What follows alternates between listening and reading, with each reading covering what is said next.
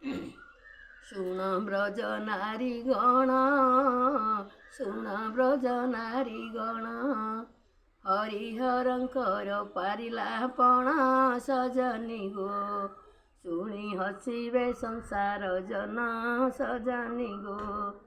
ତିନେ ବୈକୁଣ୍ଠପୁରରେ ଲକ୍ଷ୍ମୀ ସରସ୍ୱତୀ ବିଷ୍ଣୁ ସଙ୍ଗରେ ସଜନୀ ଗୋ, ଆଗୋ ସଜନୀ ଗୋ।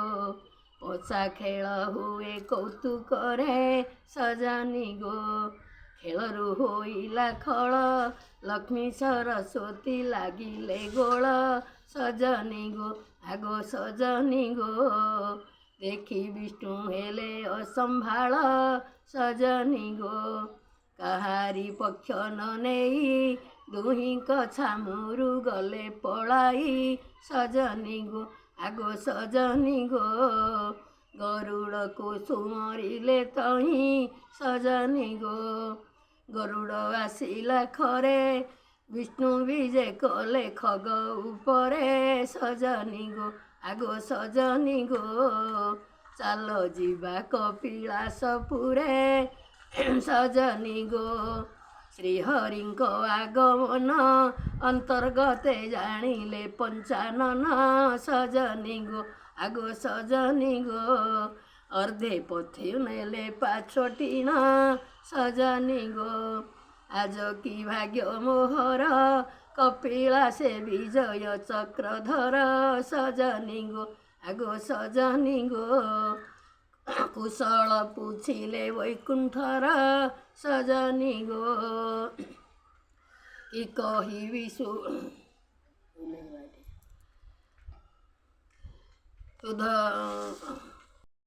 ଧୋଇ ଅନ୍ତପୁରେ ଦିବ୍ୟ ଆସନ ଦେଇ ସଜନୀ ଗୋ, ଆଗୋ ସଜନୀ ଗୋ।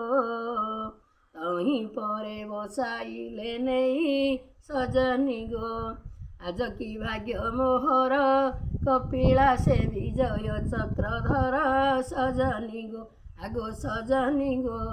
କୁଶଳ ପୁଛିଲେ ବୈକୁଣ୍ଠର ସଜନୀ ଗୋ, କି କହିବି ଶୂଳ ପାଣି ଲକ୍ଷ୍ମୀ ସରସ୍ୱତୀ ଦୁଇଟି ପତ୍ନୀ ଈଶ୍ୱର ହେ, ଆହେ ଈଶ୍ୱର ହେ। ତାଙ୍କ ଲାଗି ଅସହ୍ୟ ହେଲିଣି ଈଶ୍ୱର ହେ, ଲକ୍ଷ୍ମୀ କହେ ଧନ ମୋର, ସରସ୍ୱତୀ କହେ ବିଦ୍ୟା ମୋହର, ଈଶ୍ୱର ହେ, ଆହେ ଈଶ୍ୱର ହେ। କଳି ଲାଗନ୍ତି ସେ ପରସ୍ପର ଈଶ୍ୱର ହେ, ଦାରୁ ହୋଇ ଯିବି ମୁହିଁ ଦି ଜଣଙ୍କ କଥା ନ ପାରେ ସହି ଈଶ୍ୱର ହେ, ଆହେ ଈଶ୍ୱର ହେ।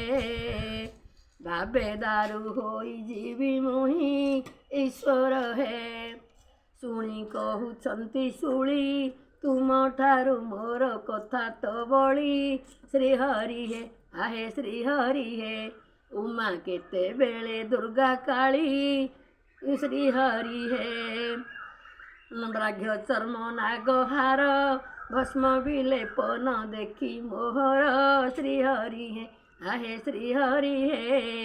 ଉମା ଦେଖି ରାଗେ ଜର ଜର ଶ୍ରୀହରି ହେ, କି କହିବି ଗଙ୍ଗା ଗୁଣ ମୁଣ୍ଡେ ଅଛି ବୋଲି ଦେଖାଏ ଟାଣ ଶ୍ରୀହରି ହେ, ଆହେ ଶ୍ରୀହରି ହେ। ଭାବେ ହୋଇଯିବି ମୁଁ ପାଷାଣ ଶ୍ରୀହରି ହେ, ଦାରୁ କି କରିବ ନର ଛାର, କି କରିବ ନର ଛାର, ସୃଷ୍ଟିକର୍ତ୍ତା ହେଲେ କାଠ ପଥର ସଜନୀ ଗୋ, ଆଗୋ ସଜନୀ ଗୋ। ଦହଗଞ୍ଜ ଏ ଘର ସଂସାର ଶ୍ରୀ ସଜନୀ ଗୋ, ଥାଇ ପରମ ବ୍ରହ୍ମ ଜ୍ୟୋତି ଝଟକୁ ଥାଇ ସୁଜନେ ହେ, ଆହେ ସୁଜନେ ହେ। ଆମେ ଅଜ୍ଞାନୀ ଜାଣିବା କାହିଁ ସୁଜନେ ହେ, ଦୁଇ ପତ୍ନୀଙ୍କ ଟାଣ ଶ୍ରୀହରି ହେ, ଆହେ ଶ୍ରୀହରି ହେ। ଧିକ ଧିକ ଏ ଗୃହସ୍ଥପଣ ଶ୍ରୀହରି ହେ, ଦାରୁଶିଳା ମଧ୍ୟରେ ଥାଇ ପରମ ବ୍ରହ୍ମ ଜ୍ୟୋତି ଝଟକୁ ଥାଇ ସୁଜନେ ହେ, ଆହେ ସୁଜନେ ହେ। ଆମ୍ଭେ अज्ञानी जानिबा काहीं सुजन है